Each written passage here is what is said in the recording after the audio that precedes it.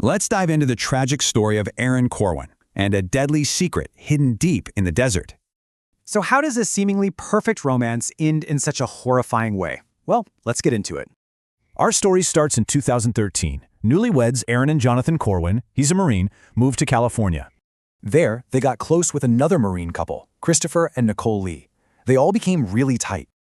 But things weren't as perfect as they seemed.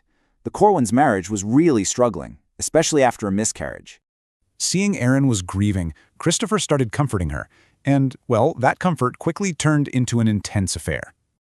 Then, things got even more complicated. In June 2014, Erin found out she was pregnant, and it was Christopher's. He's telling Erin they have a future, but secretly, he was planning to move away with his own wife.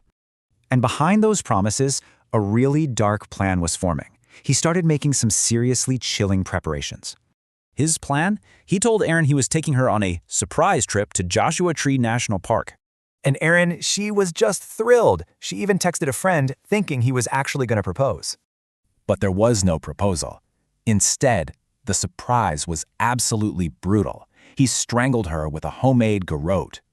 Then he just threw her body down a 76-meter-deep mine shaft that he'd already scoped out.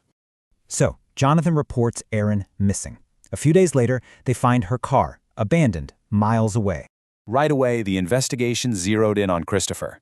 Tire tracks matched his Jeep, and his story kept changing. This kicked off a huge search.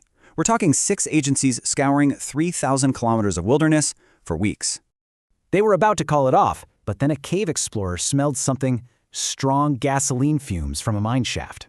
And on August 16th, nearly 2 months after she disappeared, they finally found Erin's body. Christopher Lee? He was arrested in Alaska. He'd moved there with his family, just like he had planned all along. At the trial, he actually admitted to the murder, but his excuse for why he did it was just unbelievable. Yeah, the jury didn't buy it for a second. It only took them 15 minutes to find him guilty. The sentence? Life in prison, with absolutely no chance of parole. Justice for a truly terrible crime. After everything, Erin's family fought to get these dangerous, abandoned mine shafts sealed for good. For Erin's mom, the verdict brought this huge sense of relief. It finally ended all that uncertainty. This case is a chilling reminder of the dark secrets that can hide in plain sight.